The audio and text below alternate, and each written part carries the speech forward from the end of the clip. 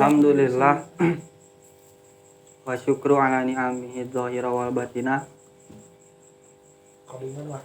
Asyhadu an la ilaha illallah wahdahu la syarikalah wa asyhadu anna Muhammadan abduhu wa rasuluhu alladzi la nabiyya ba'da.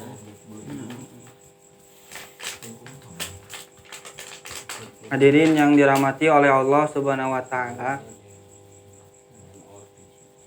melanjutkan pembahasan berkaitan dengan buku yang dibahas, yaitu adalah kontroversi sholat malam, witir dan tarawih, yang pada pertemuan sebelumnya kita sudah membahas kaitan dengan masalah penamaan dari sholat malam itu sendiri. Kemudian dari permasalahan ketentuan sholat tahajud berjamaah, dengan kesimpulan bahwa sholat malam atau tahajud pada dasarnya dilakukan secara munfarid. Kemudian tidak boleh mengajak orang lain untuk sholat berjamaah, termasuk kepada istri yang punya. Tungtung nawe. Kanggo anaman teh. Acan berarti di dia. Acan. Punya. Yang punya. Kemudian tidak mengapa mengikuti orang yang sedang sholat malam atau tahajud dengan tujuan mempelajarinya, termasuk ayat-ayat yang dibaca. Mun kahati. Kemudian sholat malam atau tahajud yang diacarakan dengan berjamaah itu tidak dicontohkan oleh Rasulullah Shallallahu Alaihi Wasallam. Kemudian jika acara berjamaah sholat malam atau tahajud itu lebih baik, pasti para sahabat akan lebih dahulu mengacarakannya daripada kita. Yang terakhir terlihat jelas perbedaannya antara qiyamul Ramadan atau tarawih dengan sholat tahajud, yang mana sholat tarawih ada anjuran untuk berjamaah dan dari segi pelaksanaannya pun berjamaah, yang mana sholat tarawih itu mengajak orang-orang, kemudian istri-istri dan keluarga Nabi pun diajak untuk sholat berjamaah. Itu mungkin yang pada sebelumnya kita bahas. Kemudian sekarang kita akan membahas tentang waktu pelaksanaan tahajud. Jadi kapan pelaksanaan tahajud itu? Apakah di awal malam, di tengah malam, atau di akhir malam?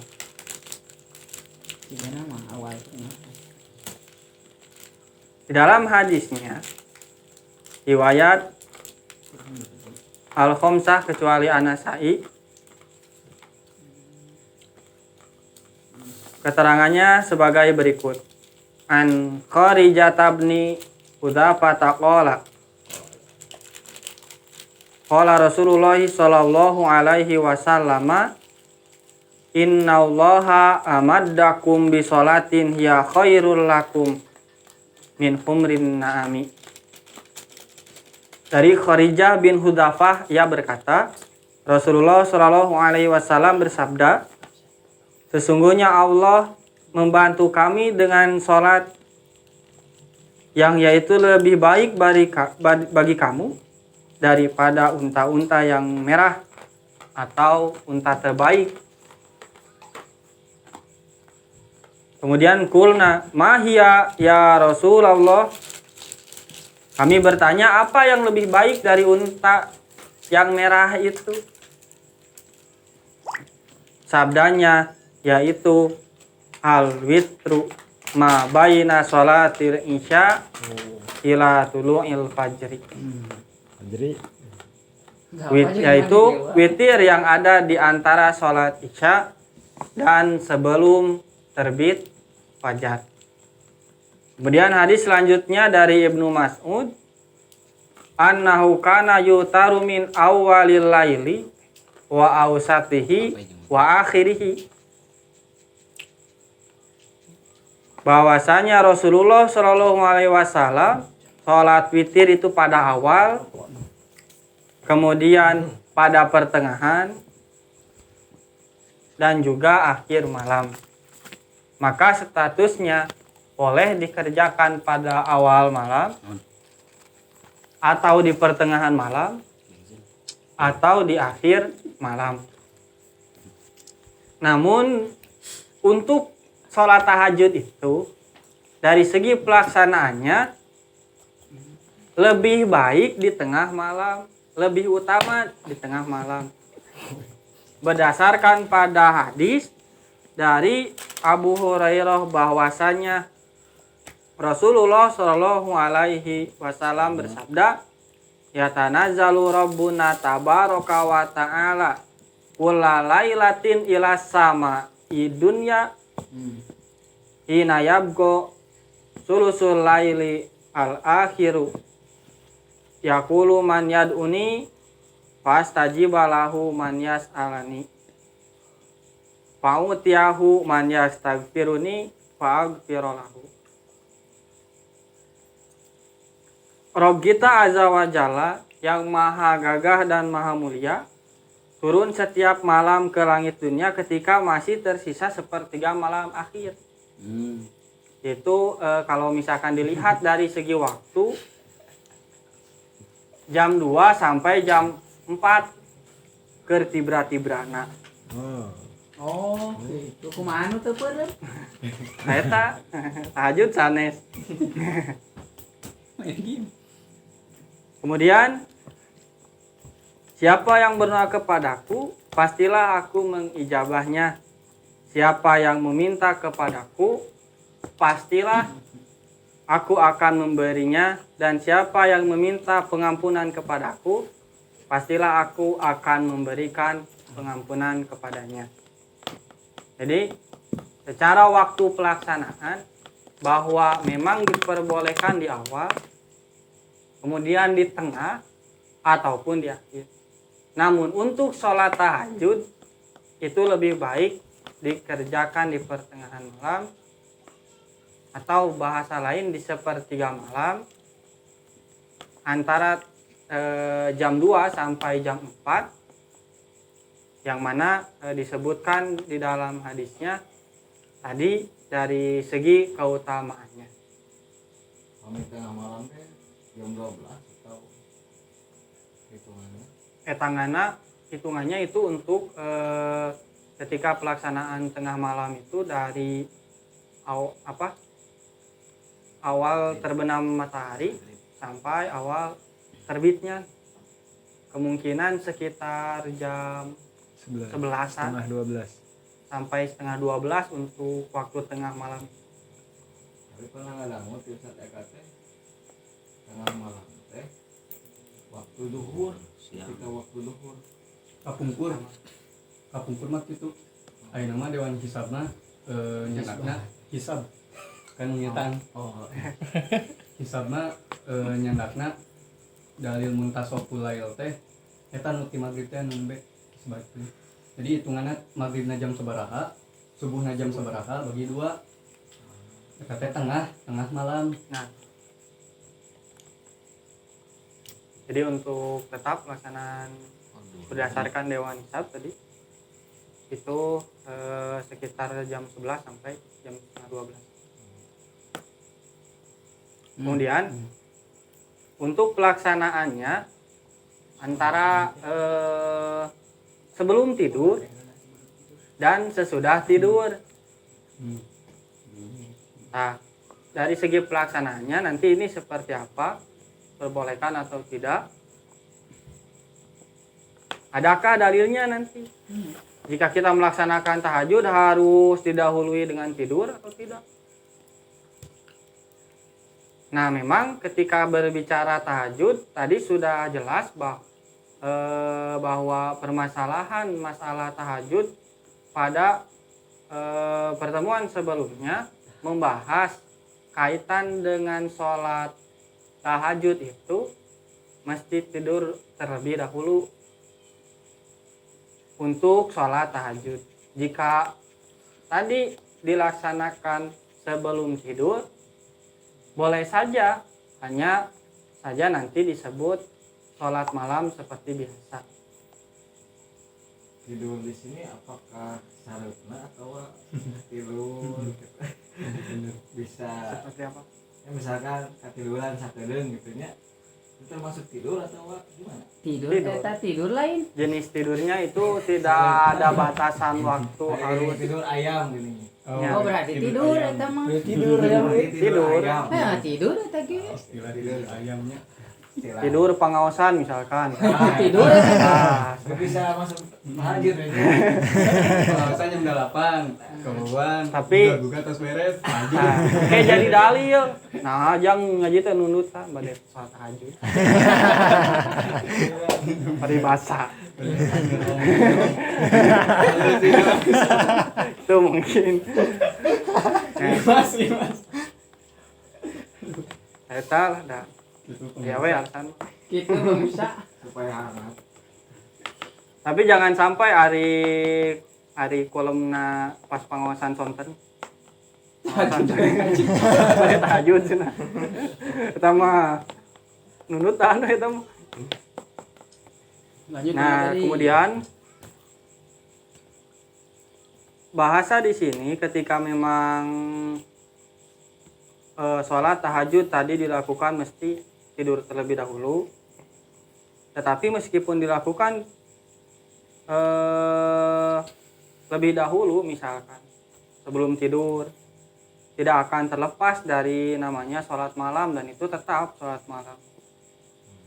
Artinya memang ketika bangun malam atau tidak tidur pada malam hari, di sisi lain pelaksanaan sholat malam tidak ada syarat menetapkan bahwa sholat itu harus tidur terlebih dahulu.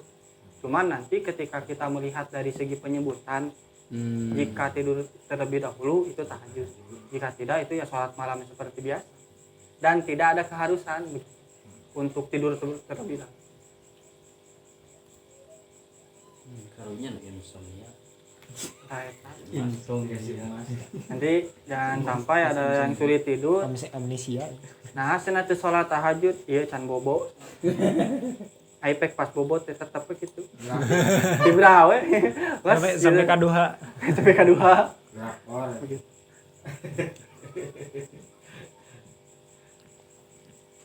Nah, ini di dalam hadis sebutkan bahwa dari Aisyah dia berkata min kulli laili qad autara Rasulullah sallallahu alaihi wasallam.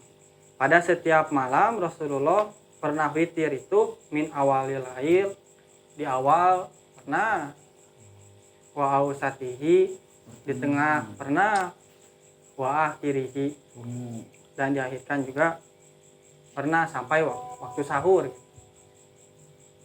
Bagaimana dengan kita? Min awalil lail wa ausati wa akhiri. Waduh hai. Mangga eta mah waler.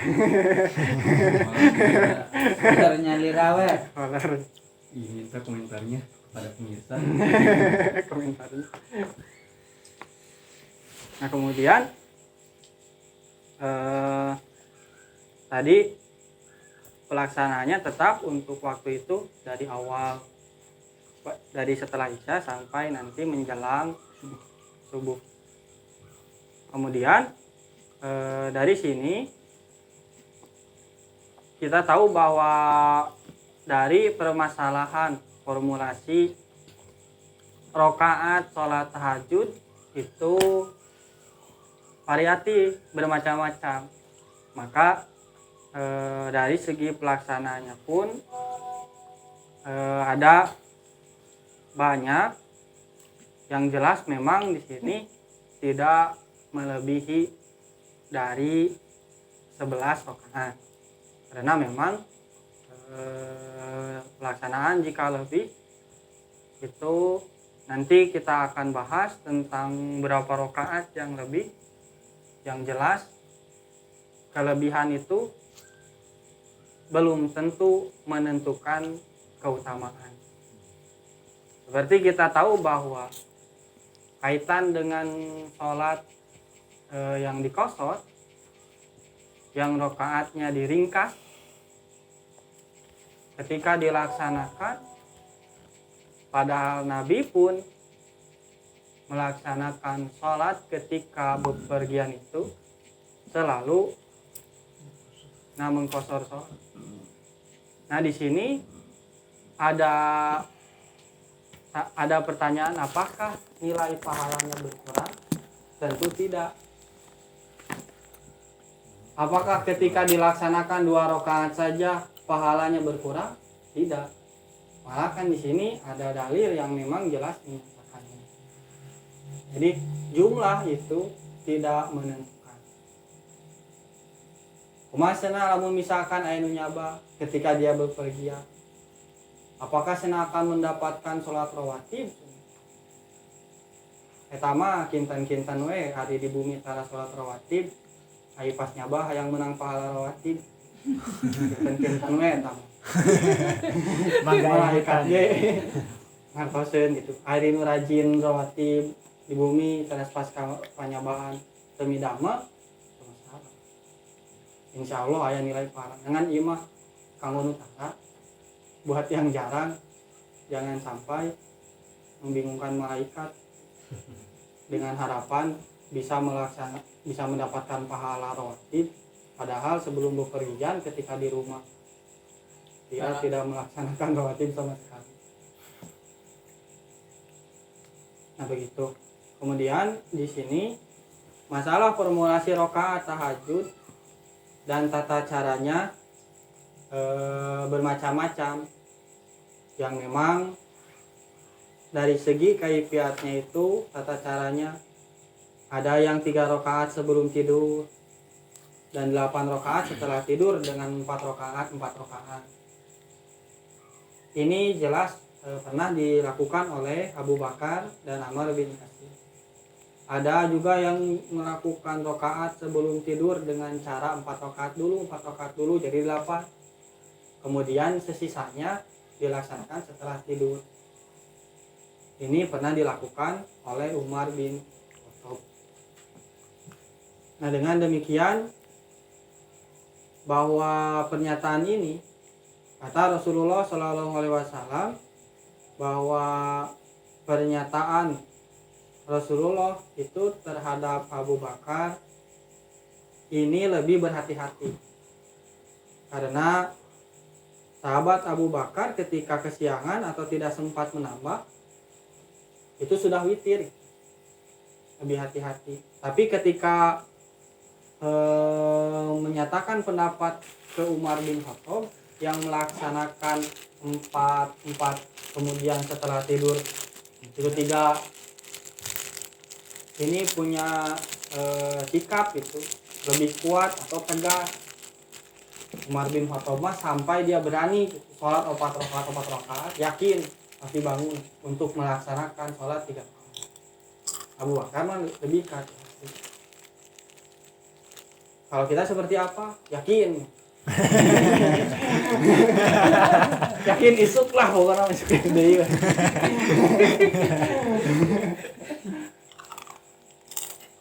Nah ini namun untuk pelaksanaannya diperbolehkan ingin 3 rakaat terlebih dahulu, kemudian 4 rakaat ataupun 4 rakaat kemudian 3 rakaat setelah tidur, itu diperbolehkan.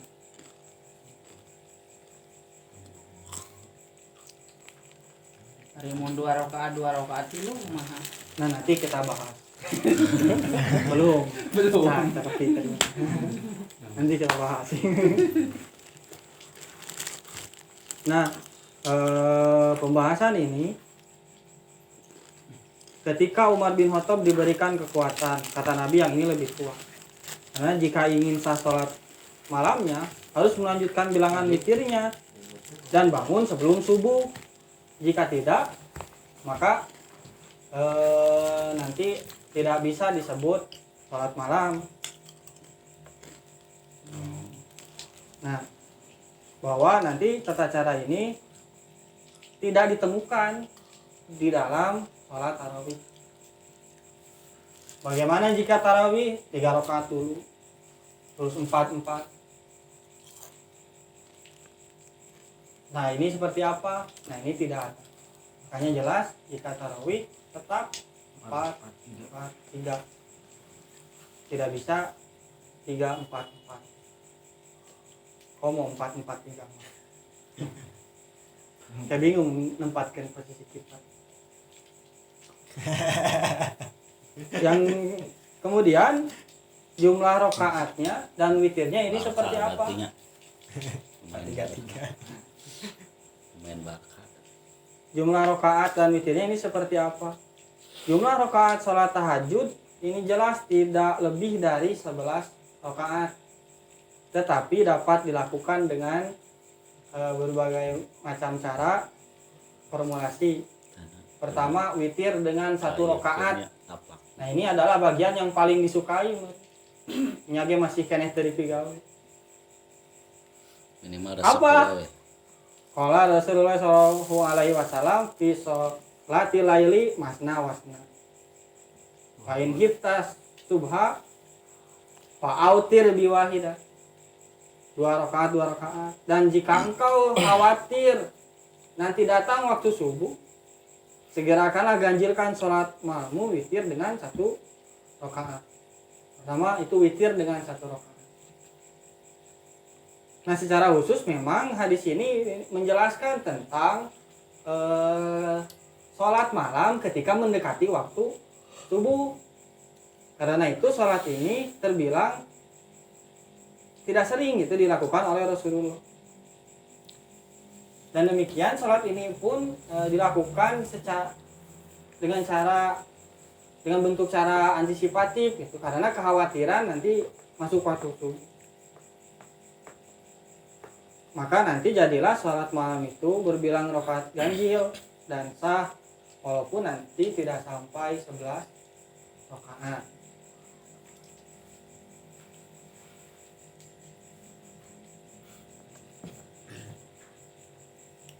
Nah, kemudian ada di sini ketika memang hadis yang selanjutnya dari Aisyah, Nabi pernah melaksanakan sholat malam itu 2 rakaat sampai akhirnya diganjilkan dengan 1 rakaat.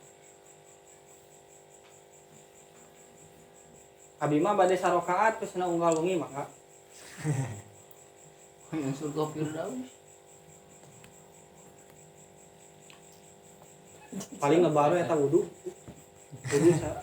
eta aya sampai kacaritakeun wudu lebih lila daripada sholat gitu. Di China lebih lihat. Nah, kemudian hadis-hadis selanjutnya ini sama.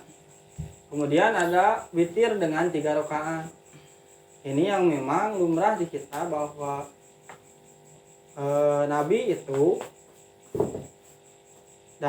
dalam satu hadis ketika ditanyakan Abdullah bin Abbas dan Abdullah bin Umar radhiyallahu an tentang sholat malam Rasulullah Shallallahu Alaihi Wasallam, maka keduanya berkata sholat Rasulullah pada malam hari 13 rakaat, antara lain 8 rakaat witir dan 3 rakaat. Adapun yang 2 rakaat itu setelah fajar. Bahwa di sini disebutkan bahwa jumlah sholat malam 13 rakaat itu disebutkan oleh Abdullah bin Abbas dan Ibnu Umar itu maksudnya ditambah dengan qobla subuh. Karena 2 rakaat itu dilaksanakan setelah adzan subuh. Atau 2 rakaat sebelumnya yang disebut dengan sholat iftitah. Atau mungkin di kita dengan bahasa 2 rakaat sebelum di sini disebutkan khofifatain teh, pemanasan sebelum tahajud. Tapi jangan sampai sholat kopi patainya saja, pemanasannya sholat tahajud nanti, atau kemudian sampai mewajibkan sholat kopi patain ini terkesan wajib sebelum tahajud jadi syarat. Apalagi sholat kopi patain ini dilaksanakan ketika apa? Ketika di dalam bulan Ramadan atau sebelum sholat tarawih. Apalagi dilaksanakannya dengan berjamaah. Ini memang bukan tanpa alasan, karena jelas terjadi dengan paham seperti itu bukan tidak mungkin, pasti berlandaskan dalil. Ini kan penting disampaikan karena ada yang menganggap bahwa tahajud itu bisa lebih dari 11 rakaat, atau dengan kata lain boleh 13 rakaat. Karena ini perlu disampaikan, hadis-hadis yang disebutkan sholat malam Rasulullah itu 13 rakaat tanpa menyebutkan 2 rakaatnya itu dalam hal apa, sholat apa, sholat sunat apa.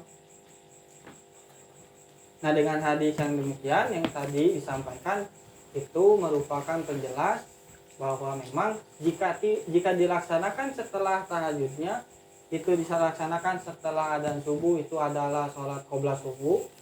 Dan jika dilaksanakan sebelum sholat tahajud, itu sholat iftitah atau kopi patain, itu pemanasan sebelum sholat tahajud. Nah, itu pembahasan kaitan dengan witir dengan 3 rakaat. Nah, itu insya Allah dalam pertemuan yang selanjutnya kita akan bahas kaitan dengan witir 5 rakaat, kemudian witir dengan 7 rakaat, kemudian witir dengan 9 rakaat. Itu saja yang mungkin bisa sampaikan. Tutup dengan doa Rabbana atina fid dunya hasanah fil akhirati hasanah wa qina adzabannar. Assalamualaikum warahmatullahi wabarakatuh.